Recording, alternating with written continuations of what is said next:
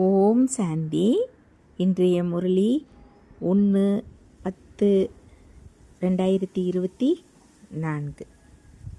இனிமையான குழந்தைகளே, ஆத்ம உணர்வு உடையவராக இருக்கும் பயிற்சி செய்யுங்கள். இந்த பயிற்சியினால் தான் நீங்கள் புண்ணிய ஆத்மா ஆக முடியும். கேள்வி: எந்த ஒரு ஞானத்தின் காரணமாக குழந்தைகளாகிய நீங்கள் எப்பொழுதும் மகிழ்ச்சியுடன் இருக்கிறீர்கள்? பதில்: இந்த நாடகம் மிகவும் அதிசயமாக அமைக்கப்பட்டுள்ளது. இதில் ஒவ்வொரு நடிகரின் அழியாத பாகம் பொருந்தியுள்ளது என்ற ஞானம் உங்களுக்கு கிடைத்துள்ளது. அனைவரும் தத்தமது நடிப்பை நடித்து கொண்டு இருக்கின்றனர். இதன் காரணத்தால் நீங்கள் எப்பொழுதும் மகிழ்ச்சியாக இருக்கிறீர்கள். கேள்வி: மற்றவர்களிடம் இல்லாத எந்த ஒரு கலைத்திறமை தந்தையிடம் மட்டுமே உள்ளது? பதில்: தேகி அபிமானியாக ஆக்கும் கலை ஒரு தந்தையிடம் உள்ளது. ஏனெனில் அவர் சுயம் சதா ஆத்மாவாக உயர்ந்தவராக இருக்கிறார். இந்த கலைத்திறமை எந்த ஒரு மனிதருக்கும் வர முடியாது. ஓம் சாந்தி. ஆன்மீக குழந்தைகள், அதாவது ஆத்மாக்களுக்கு தந்தை வந்து புரிய வைக்கிறார். தன்னை ஆத்மா என்று உணர வேண்டும் அல்லவா? நான் ஆத்மாவின் சரீரமல்ல என்ற பயிற்சியை முதலில் செய்யுங்கள் என்று தந்தை குழந்தைகளுக்கு புரிய வைத்துள்ளார். தன்னை ஆத்மா என்று உணர்ந்திருக்கும் பொழுது பரமாத்மாவை நினைவு செய்வீர்கள். தன்னை ஆத்மா என்று உணரவில்லை என்றால் பின் அவசியம் லௌகீக உறவினர்கள், தொழில் ஆகியவை நினைவில் வந்து கொண்டு இருக்கும். எனவே நான் ஆத்மாவேன் என்ற பயிற்சி முதலில் செய்ய வேண்டும். அப்பொழுதுதான் ஆன்மீக தந்தை நினைவு நிலைக்கும். தந்தை தன்னை தேகம் என்று நினைக்காதீர்கள் என்ற இந்த படிப்பினையே அளிக்கிறார். இந்த ஞானத்தை தந்தை முழு கல்பத்தில் ஒரே ஒரு முறை அளிக்கிறார். பிறகு 5000 வருடங்களுக்கு பிறகு இந்த அறிவுரை கிடைக்கும். தன்னை ஆத்மா என்று உணர்ந்தீர்கள் என்றால் தந்தையும் நினைவிற்கு வருவார். அரை கல்பமாக நீங்கள் உங்களை தேகம் என்று நினைத்து இருந்தீர்கள். இப்பொழுது தன்னை ஆத்மா என்று உணர வேண்டும். எப்படி நீங்கள் ஆத்மாவாக இருக்கிறீர்களோ அதே போல் நான் கூட ஆத்மாவாக இருக்கிறேன். ஆனால் சுப்ரீமாவே நான் இருப்பதே ஆத்மாவாக. எனவே எனக்கு எந்த ஒரு தேகமும் நினைவிற்கு வருவதே இல்லை. இந்த தாதாவோ சரீரமுடையவர் அல்லவா? அந்த தந்தை நிராகாரமானவர் ஆவார். இந்த பிரஜாபித பிரம்மாவோ சாக்காரியாகிறார். சிவபாபாவின் உண்மையான பெயரே சிவன் என்பதாகும். அவர் இருப்பதே ஆத்மாவாக. ஆனால் அவர் உயர்ந்ததிலும் உயர்ந்தவராக, அதாவது சுப்ரீம் ஆத்மா ஆவார். இந்த சமயத்தில் மட்டுமே வந்து இந்த உடலில் பிரவேசம் செய்கிறார். அவர் ஒருபொழுதும் தேக அபிமானியாக இருக்க முடியாது. சாக்காரி மனிதர்கள் தேக அபிமானியாக இருப்பார்கள். அவரும் இருப்பதே நிராகாரமானவராக. அவர் வந்து இந்த பயிற்சி செய்விக்க வேண்டியுள்ளது. நீங்கள் உங்களை ஆத்மா என்று உணருங்கள் என்று கூறுகிறார். நான் ஆத்மாவேன். இந்த பாடத்தை அமர்ந்து படியுங்கள். நான் ஆத்மா, சிவபாபாவின் குழந்தையாவேன். ஒவ்வொரு விஷயத்திலும் பயிற்சி வேண்டுமல்லவா? தந்தை ஒன்று புது விஷயத்தை புரிய வைப்பது இல்லை. நீங்கள் உங்களை ஆத்மா என்று உறுதியாக உணர்ந்து விடும் பொழுது தந்தையின் நினைவு உறுதியாக இருக்கும். தேக அபிமானம் இருந்தது என்றால் தந்தையை நினைவு செய்ய முடியாமல் இருப்பீர்கள். அரைக்கல்பம் உங்களுக்கு தேகத்தின் அகங்காரம் இருக்கிறது. இப்பொழுது உங்களை ஆத்மா என்று உணருங்கள் என்று உங்களை கற்பிக்கிறேன். சத்தியுகத்தில் இதுபோல் தன்னை ஆத்மா என்று உணருங்கள் என்று யாரும் கற்பிப்பதில்லை. சரீரத்திற்கு பெயரிடப்பட்டிருக்கிறது தான். இல்லை என்றால் ஒருவரை எப்படி அழைக்க முடியும்? இங்கு நீங்கள் தந்தையிடமிருந்து என்ன ஆஸ்தி பெற்றுள்ளீர்களோ அதே பிராலாப்தை அங்கு அடைகிறீர்கள். மற்றபடி பெயர் சொல்லி தான் அழைப்பார்கள் அல்லவா? கிருஷ்ணர் என்பது கூட சரீரத்தின் பெயர் தான் அல்லவா? பெயர் இல்லாமல் காரியங்களாகிய நடக்க முடியாது. அப்படியின்றி அங்கே தன்னை ஆத்மா என்று உணருங்கள் என்று கூறுவார்கள் என்பது அல்ல. அங்கோ ஆத்மா அபிமானியாக இருக்கவே இருப்பார்கள். இந்த பயிற்சி உங்களுக்கு இப்பொழுது சேவிக்கப்படுகிறது. ஏனெனில் பாவங்கள் மிகவும் ஏறி உள்ளன. மெல்ல மெல்ல கொஞ்சம் கொஞ்சமாக பாவங்கள் ஏறி இப்பொழுது முழுமையான பாவ ஆத்மாக ஆகிவிட்டுள்ளீர்கள். அரை கல்பமாக என்னவெல்லாம் செய்தீர்களோ அது முடிந்து கூட போகும் அல்லவா? மெல்ல மெல்ல குறைந்து கொண்டே போகிறது. சத்தியுகத்தில் நீங்கள் சதோ பிரதானமாக உள்ளீர்கள். திரேத்தாவில் சதோ ஆகிவிடுகிறீர்கள். ஆஸ்தி இப்பொழுது கிடைக்கிறது. தன்னை ஆத்மா என்று உணர்ந்து தந்தையை நினைவு செய்வதால் தான் ஆஸ்தி கிடைக்கிறது.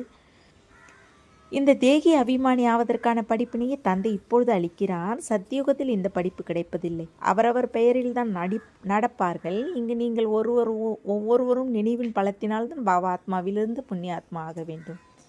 சத்தியுகத்தில் இந்த படிப்பின் அவசியமே கிடையாது. இந்த படிப்பினை நீங்கள் அங்கு எடுத்துக்கொண்டு செல்வதும் இல்லை.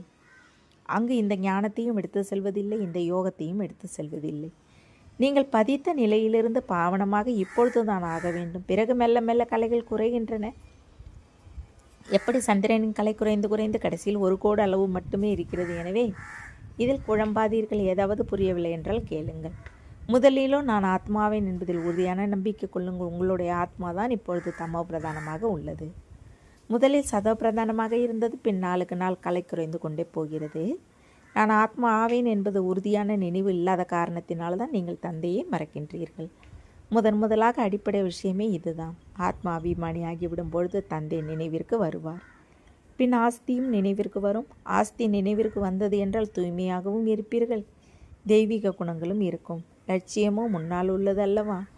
இது காட்லி யூனிவர்சிட்டி, அதாவது ஈஸ்வரிய பல்கலைக்கழகம். பகவான் கற்பிக்கிறார். ஆத்மா உணர்வுடையவராக அவர்தான் ஆக்க முடியும். மேலும் வேறு யாருக்குமே இந்த கலைத்திறமை பற்றி தெரியவே தெரியாது. ஒரு தந்தை தான் கற்பிக்கிறார். இந்த தாதா கூட புருஷார்த்தம் செய்கிறார். தந்தையோ அபிமானியாக ஆவதற்கான முயற்சி செய்ய வேண்டிய வகையில் அவர் ஒருபொழுதும் தேகம் எடுப்பதே இல்லை. உங்களை ஆத்மா அபிமானி ஆக்குவதற்காக இந்த சமயம் மட்டுமே அவர் வருகிறார். யாருடைய தலை மீது இத்தனை விஷயங்கள் உள்ளதோ அவர் எப்படி உறங்க முடியும் என்ற பழமொழி உள்ளது.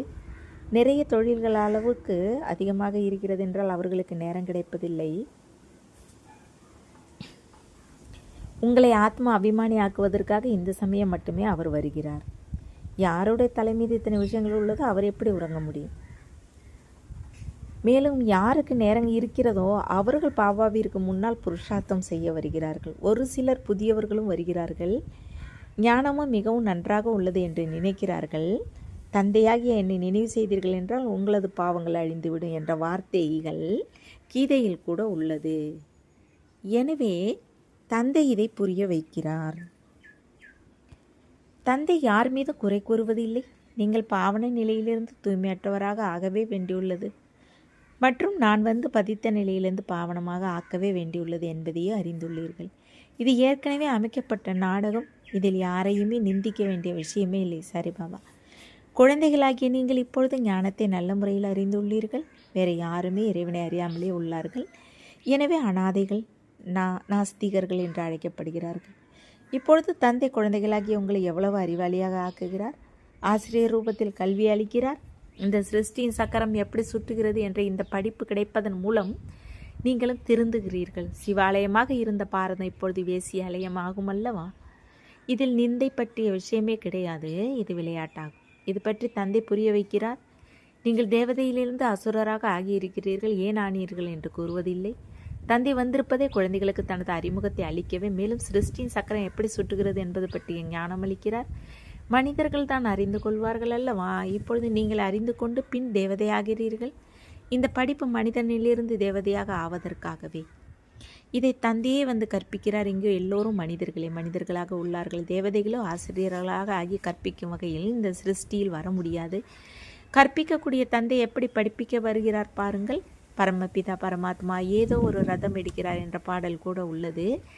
எந்த ரதம் எடுக்கிறார் என்று முழுவதுமாக எழுதுவதில்லை. திரிமூர்த்தியின் ரகசியம் பற்றி கூட யாரும் புரிந்து கொள்வதில்லை. பரமபிதா என்றால் பரமாத்மா. அவர் யாராக இருக்கிறார் என்பது பற்றி அவர் தனது அறிமுகத்தை அளிப்பார் அல்லவா? அகங்காரத்தின் விஷயம் இல்லை. புரியாத காரணத்தினால் இவருக்கு அகங்காரம் இருக்கிறது என்கிறார்கள். இந்த பிரம்மாவோ நான் பரமாத்மா ஆவேன் என்று கூறுவது இல்லை. இதுவோ புரிந்து கொள்ள வேண்டிய விஷயமாகும். அனைத்து ஆத்மாக்களின் தந்தை ஒருவராவர் என்பது தந்தையின் மகா வாக்கியமாகும். இவருக்கு தான் தாதா என்று கூறப்படுகிறது. இவர் பாக்கியசாலி ரதம் ஆவார் அல்லவா? பெயர் கூட பிரம்மா என்று வைக்கப்பட்டுள்ளது. ஏனெனில் பிராமணர்கள் வேண்டுமல்லவா? ஆதிதேவன் பிரஜாபிதா பிரம்மா ஆவார். பிரஜைகளின் பிதா ஆவார். இப்பொழுது பிரஜைகள் என்பது யார்? பிரஜாபிதா பிரம்மா சரீரதாரி ஆவார். எனவே தத்து எடுத்துள்ளார் அல்லவா? நான் தத்து எடுப்பது இல்லை என்று குழந்தைகளுக்கு சிவபாபா புரிய வைக்கிறார். ஆத்மாக்களாகிய நீங்கள் அனைவரும் என்றைக்குமே என்னுடைய குழந்தைகளாகவே இருக்கிறீர்கள். நான் உங்களை ஆக்குவது இல்லை. நானோ ஆத்மாக்களாகிய உங்களின் அனாதி தந்தை ஆவேன். தந்தை எவ்வளவு நல்ல முறையில் புரிய வைக்கிறார். பிறகும் தன்னை ஆத்மா என்று உணருங்கள் என்று கூறுகிறார். நீங்கள் முழு பழைய உலகத்தை சந்நியாசம் செய்கிறீர்கள். எல்லோரும் இந்த உலகத்திலிருந்து திரும்பி சென்று விடுவோம் என்பதை புத்தி மூலமாக அறிந்து உள்ளீர்கள். அப்படியின்றி சந்நியாசம் செய்து காட்டிற்கு செல்ல வேண்டும் என்பது அல்ல. முழு உலகத்தை சந்நியாசம் செய்து நாம் நமது வீட்டிற்கு சென்று விடுவோம். எனவே ஒரு தந்தையை தவிர எந்த பொருளும் நினைவுக்கு வரக்கூடாது. 60 வருடங்களின் ஆயுள் முடிந்துவிட்டது என்றால் பின் சப்தத்திற்கு அப்பாற்பட்டு வான்பரஸ்தியில் செல்வதற்கான புருஷார்த்தம் செய்ய வேண்டும். இந்த வான்பிரஸ்தின் விஷயம் இப்பொழுது உன்னுடையதாகும். பக்தி மார்க்கத்திலோ வான்பிரஸ்தம் பற்றி யாருக்குமே தெரியவே தெரியாது. வான்பிரஸ்தம் என்பதின் பொருளை அவர்களால் கூற முடியாது. வாணிசே பறை என்று மூலவதனத்திற்கு கூறுவார்கள். அங்கு எல்லா ஆத்மாக்களும் வசிக்கிறார்கள். எனவே எல்லோருக்கும் வான்பிரஸ்த நிலையாகும். எல்லோரும் வீடு செல்ல வேண்டும். ஆத்மா பூர்வ மத்தியில் பிரகாசிக்கும் நட்சத்திரமாக என்று சாஸ்திரங்களில் காண்பிக்கிறார்கள். ஒரு சிலர் ஆத்மா பெருவிரல் போன்று உள்ளது என்று நினைக்கிறார்கள். கட்டை விரல் போன்று என்று நினைவு செய்கிறார்கள். நட்சத்திரத்தை எவ்வாறு நினைவு செய்வது, பூஜை எப்படி செய்வது? எனவே நீங்கள் தேக அபிமானத்தில் வரும்பொழுது பூஜாரி ஆகி விடுகிறார்கள் என்று தந்தை புரிய வைக்கிறார். பக்தியின் காலம் ஆரம்பமாகும் பொழுது அதை பக்தியின் கலாச்சாரம் என்று கூறுகிறார்கள். ஞானத்தின் கலாச்சாரம் தனி. ஞானம் மற்றும் பக்தி சேர்ந்திருக்க முடியாது. பகலும் இரவும் சேர்ந்திருக்க முடியாது. பகல் என்று சுகத்திற்கு கூறப்படுகிறது மற்றும் இரவு என்று துக்கம், அதாவது பக்திக்கு கூறப்படுகிறது. பிரஜாபிதா பிரம்மாவின் பகல் மற்றும் பின் இரவு என்று கூறுகிறார்கள். எனவே பிரஜைகள் மற்றும் பிரம்மா இருவருமே அவசியம் சேர்ந்து இருப்பார்கள் அல்லவா? பிராமணர்களே ஆகிய நான் தான் அரைக்கல்பம் சுகம் அனுபவிக்கிறோம், பிறகு அரைக்கல்பம் துக்கம் அனுபவிக்கிறோம் என்பதை நீங்கள் புரிந்துள்ளீர்கள். இது புத்தி மூலமாக புரிந்து கொள்ள வேண்டிய விஷயமாகும். எல்லோரும் தந்தையை நினைவு செய்ய முடியாது என்பதையும் அறிந்துள்ளீர்கள். பிறகு தன்னை ஆத்மா என்று உணருங்கள் மற்றும் என்னை நினைவு செய்யுங்கள். அப்பொழுது நீங்கள் பாவனமாக ஆகிவிடுவீர்கள் என்று சுயம் தந்தை புரிய வைத்து கொண்டே இருக்கிறார். இந்த செய்தியை எல்லோருக்கும் சேர்ப்பிக்க வேண்டும். சேவை செய்ய வேண்டும். யார் சேவை செய்வதில்லையோ அவர்கள் மலர்களாக இல்லை. தோட்டத்தின் எஜமானர்கள் தோட்டத்திற்கு வரும்போது அவருக்கு மலர்கள் தான் முன்னால் வரும். யார்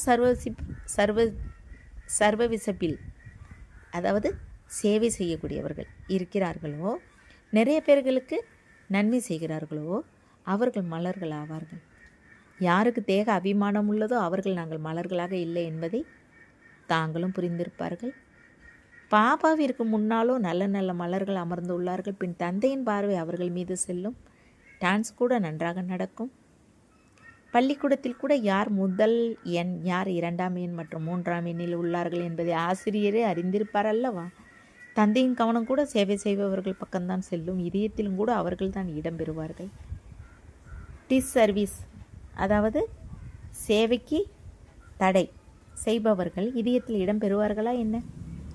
தன்னை ஆத்மா என்று நிச்சயம் செய்தீர்கள் என்றால் அப்பொழுதுதான் தந்தையின் நினைவு நிலைக்கு என்று முதலான முக்கிய விஷயத்தை தந்தை புரிய வைக்கிறார். தேக அபிமானம் இருந்தது என்றால் தந்தையின் நினைவு நிலைக்காது. லௌகிக உறவினர்களின் பக்கம், தொழில் ஆகியவற்றின் பக்கம் புத்தி சென்றுவிடும். ஆத்மா உணர்வு உடையவர்களாக ஆகும்பொழுது பரலோகிக தந்தை தான் நினைவிற்கு வருவார்.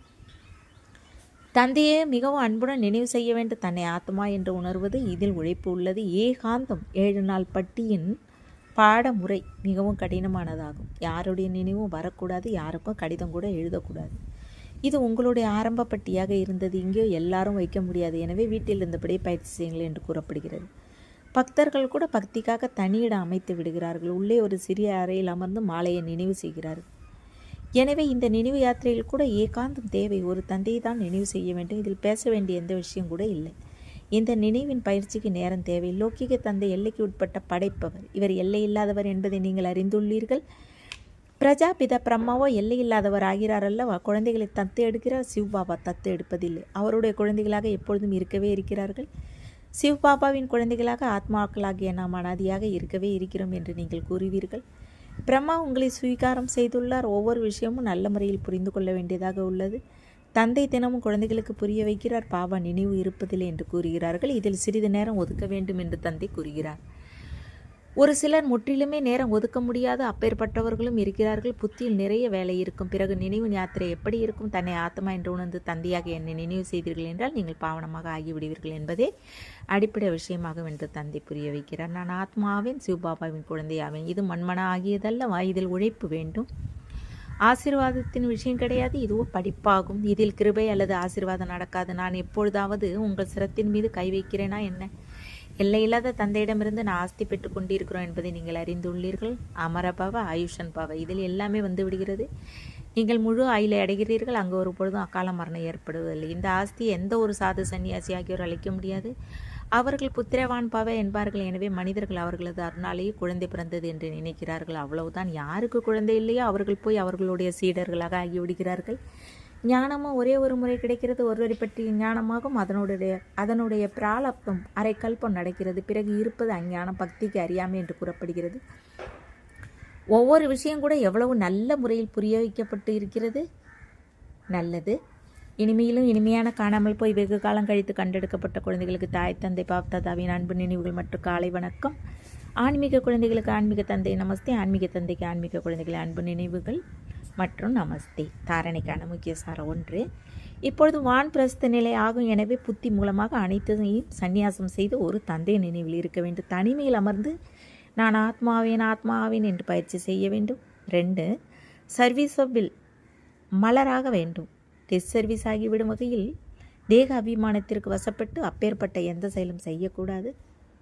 அநேகருக்கு நன்மை செய்வதற்கான கருவியே ஆக வேண்டும். சிறிது நேரம் நினைவிற்காக அவசியம் ஒதுக்க வேண்டும். வரதானம் பரமாத்மா ஞானத்தின் புதுமையான தூய்மை தாரணை செய்யக்கூடிய அனைத்து பற்றுதல்களில் இருந்து விடுபட்டவர் ஆவீர்களாக. இந்த பரமாத்மா ஞானத்தின் புதுமையே தூய்மையாகும். தீயும் பஞ்சும் சேர்ந்து இருக்கும் பொழுதுதான் நெருப்பு பிடிக்க முடியாது என்று பெருமிதத்துடன் கூறுகிறீர்கள். தூய்மை இல்லாமல் யோகி அல்லது ஞானமுடைய ஆத்மா ஆக முடியாது என்று நீங்கள் அனைவரும் உலகத்திற்கு சவால் விடுகிறீர்கள். எனவே தூய்மை என்றாலே முழுமையாக பற்றுதலிலிருந்து விடுபட்ட நிலை. எந்த ஒரு மனிதர் அல்லது சாதனங்கள் மீதும் பற்றுதல் இல்லாமல் இருக்க வேண்டும். அப்பேற்பட்ட தூய்மை மூலமாகத்தான் இயற்கையை பாவனமாக ஆக்கக்கூடிய சேவை செய்யக்கூடியவர்களாக ஆகிவிடுவீர்கள். ஸ்லோகன்: தூய்மையே உங்களது வாழ்க்கையின் அஸ்திவாரம். பூமியை பிளந்தாலும் தர்மத்தை விடாதீர்கள். ஓம் சாந்தி. தேங்க்ஸ் பாபா.